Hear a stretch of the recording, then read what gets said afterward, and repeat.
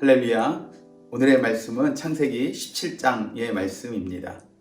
17장 말씀 15절서부터 18절까지의 말씀을 우리가 함께 제가 봉독해 드리도록 하겠습니다.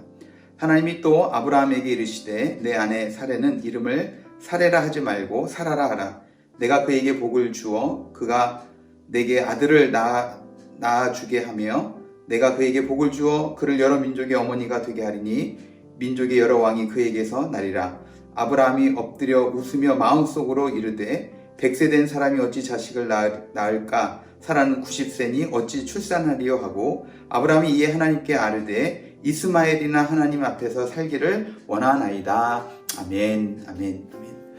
예, 창세기 17장의 말씀은 아브라함이 이제 86세에 이스마엘을 낳고 다시 13년이 지난 아브라함이 99세가 되던 해에 하나님께서 나타나셔서 아브라함과 사레, 그 아브라함과 사레의 이름을 아브라함과 사라로 바꾸어 주시면서 여러 민족의 아버지로 또 여러 민족의 어머니로 세워질 것을 말씀하시는 것이 17장 말씀의 내용입니다. 그러면서 그 언약의 징표로 하나님께서 축복해 주실 것을 이야기하면서 그 언약의 징표로 온 집안에 있는 모든 남자들에게 할례를 행하라 라고 말씀하셨고 그 말씀 그대로 아브라함이 순종하는 것으로 17장 말씀이 맞춰지고 있는 것을 보게 됩니다. 그 중에 우리가 오늘 읽었던 본문 말씀을 통해서 우리가 우리의 신앙을 다시 한번 돌아보는 그런 은혜가 우리 가운데 있기를 바랍니다. 여러분은 하나님을 믿으십니까? 믿는다면 나는 하나님을 얼마나 믿고 있는가? 나는 하나님을 얼마나 신뢰하고 있는가? 우리가 오늘 아브라함의 모습을 통해서 우리의 신앙을, 우리의 믿음을 다시 한번 돌아보는 그런 귀한 시간이 되었으면 좋겠습니다. 우리가 아브라함을 이야기할 때마다 지난번에도 말씀드렸지만 빠지지 않고 등장하는 수식어가 있죠. 예, 바로 믿음의 조상 아브라함. 믿음의 조상이라고 이야기하는 이 아브라함. 정말 어디로 가야 할지를 모르는 상황 속에서도 그냥 가라는 말만 듣고 그 하나님을 믿고 떠났던 그 믿음의 조상인 아브라함의 모습을 우리가 말씀을 통해서 보았습니다. 오늘 본문 말씀에도 보면, 오늘 창세기 17장 말씀에도 보면 하나님께서 아브라함에게 엄청난 복을 약속하십니다. 아브라함의 이름을 아브라함으로 바꿔주시면서 축복의 말씀을 하는데 우리가 읽지 않았지만 6절 말씀서부터 보면 제가 읽어드릴게요.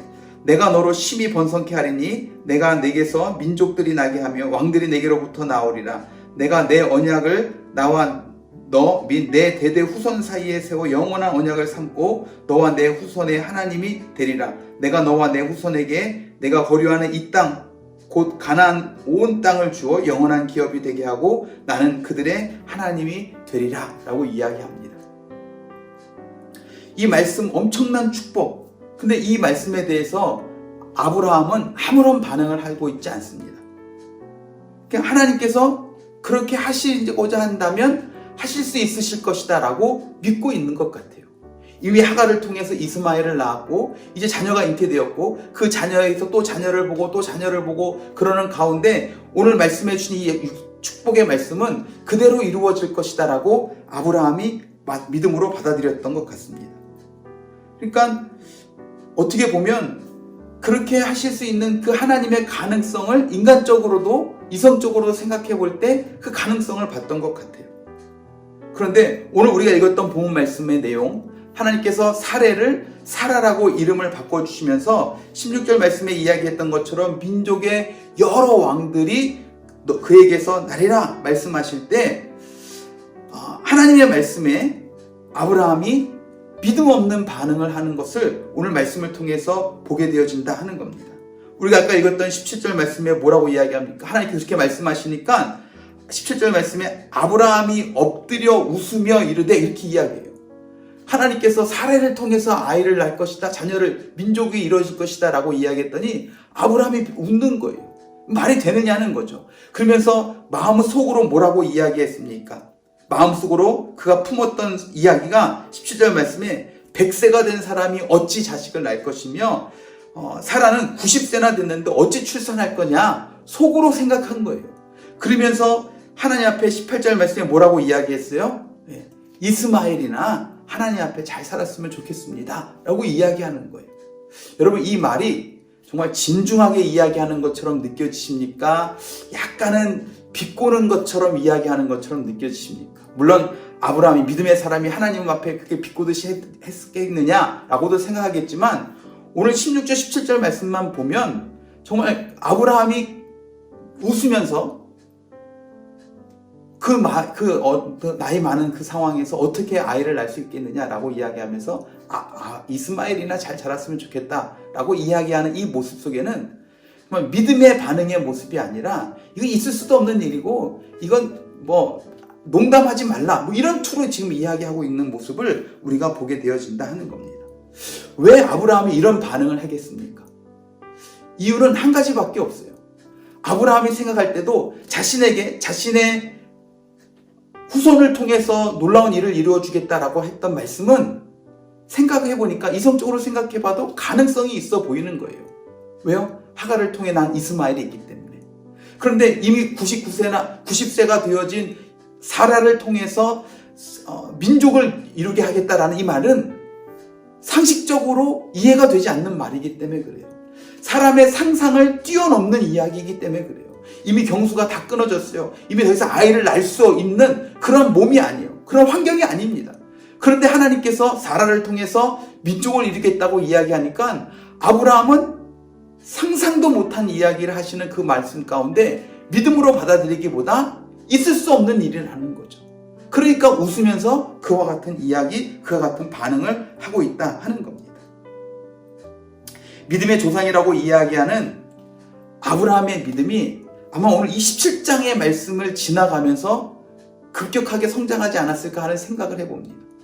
오늘 17장에서 보는 아브라함의 믿음의 수준은 딱 그 사람의 수준이었어요. 그러니까 인간적으로 이해되는 것, 가능성이 보이는 것, 할 만한 것에 대한 것은 믿어지고 그것에 대한 소망을 가지고 나가지만, 인간적인 생각을, 상상을 뛰어넘는 것에 대해서는 이건 말도 안 되는 거다, 있을 수 없는 일이다 라고 반응하는 것이 아브라함의 모습이었다 하는 것입니다. 여러분, 하지만 하나님께서는 그렇게 생각하는 그 아브라함에게 그거 아니다, 단호하게 이야기하십니다. 19절 말씀에 보면 하나님이 이르시되 아니라 내 아내 사라가 내게 아들을 낳으리니, 그렇게 이야기해요. 아브라함은 있을 수 없는 일이라고 웃으면서 넘기려고 하지만 하나님은 단호하게 이야기하십니다. 내가 그렇게 하겠다는 거예요. 사람이 생각할 수도 없는, 상상할 수도 없는 그 일을 하나님께서 당신이 하시겠다라고 이야기하는 겁니다.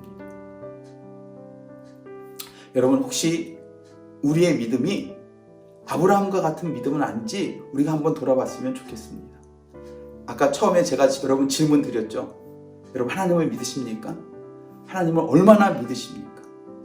그저 내 생각의 틀에 갇혀서 그냥 하나님의 말씀을, 하나님을 믿는데 그냥 내가 생각하기에 그럴 만한, 이해가 되고 납득이 되고 그럴 것 같다라는 어떤 가능성이 있는 것에 대해서만 믿고, 정말 내 생각을 뛰어넘고, 이성적인 생각을 뛰어넘고 내가 상상할 수도 없는, 이게 말도 안 되는 것, 납득할 수도 없는 것에 대해서 이야기하고 말씀하고 있는 것들에 대해서는 그냥 이거는 그냥 그렇다는 이야기지 라고 치부해버리는 그러한 모습은 우리에게 있지 않느냐 하는 겁니다.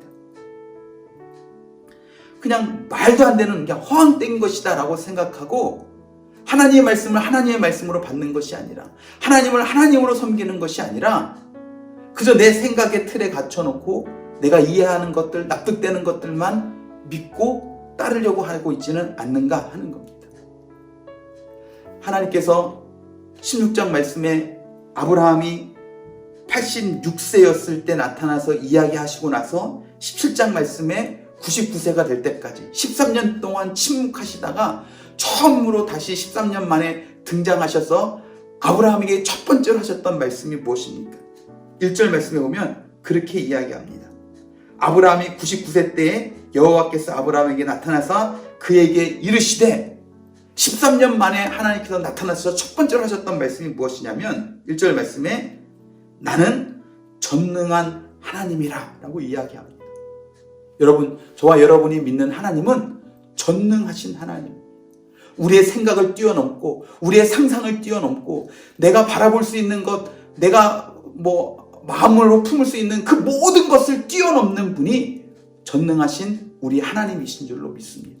그 하나님은 지금도 우리가 생각하는 것을 뛰어넘는 것을 가지고 역사하시는 분이다 하는 것입니다.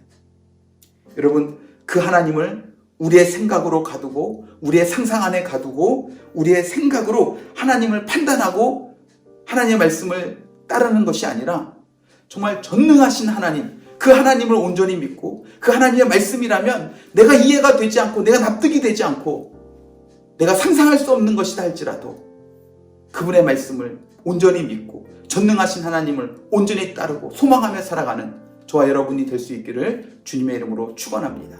기도하시겠습니다. 사랑과 은혜가 풍성하신 주님, 우리가 하나님을 믿는다고 이야기하지만 우리가 어떻게 얼마나 하나님을 믿고 있는지 우리가 다시 한번 아브라함의 모습을 보며 우리의 신앙을 점검해보는 귀한 시간이 되기를 소원합니다. 하나님, 우리가 하나님을 믿는다 이야기하고 하나님의 말씀을 따른다 이야기하지만 우리의 생각의 틀에 가다 놓고 내가 이해되고 내가 납득이 되고 내가 용납이 되고 내가 할 수 있을 것 같은 어떤 가능성이 보이는 것에 대해서만 믿고 따르고 순종하려고 하고 있지 않는지 우리의 신앙을, 우리의 믿음을 다시 한번 돌아보게 하여 주시옵소서. 하나님은 정말 전능하신 하나님이시고 우리의 생각보다 우리가 이성적으로 판단할 수 있는 것보다 더 그 뛰어나신 분으로 역사하시는 분이 우리 하나님이심을 우리가 늘 잊지 않고 기억하게 하셔서 정말 우리가 믿는 그 믿음이 내 수준을 뛰어넘어 정말 하나님, 내가 이해할 수도 없고 내가 납득이 되지 않는다 할지라도 전능하신 그 하나님을 온전히 믿고 그 하나님을 의지하며 살아가는 우리의 삶이 이룩될 수 있도록 주님 은혜를 더하여 주시옵소서. 그래서 우리가 날마다 그 믿음으로 승리하게 하셔서 정말 기적과도 같은 일들이 기적처럼 일어나는 것들을 우리가 체험할 수 있도록 기적과도 같은 일들이 행하시는 그 하나님의 역사하심을 우리가 경험할 수 있도록 하나님 우리에게 그 큰 믿음을 허락하여 주시옵소서. 오늘도 그 믿음 가운데 승리하는 복된 날이 될 수 있도록 우리를 붙잡아 주시옵소서. 그렇게 함께 하시고 은혜 베푸실 주님을 찬양하고 기대하며 사랑이 많으신 예수 그리스도의 이름으로 간절히 기도드렸사옵나이다. 아멘. 아멘.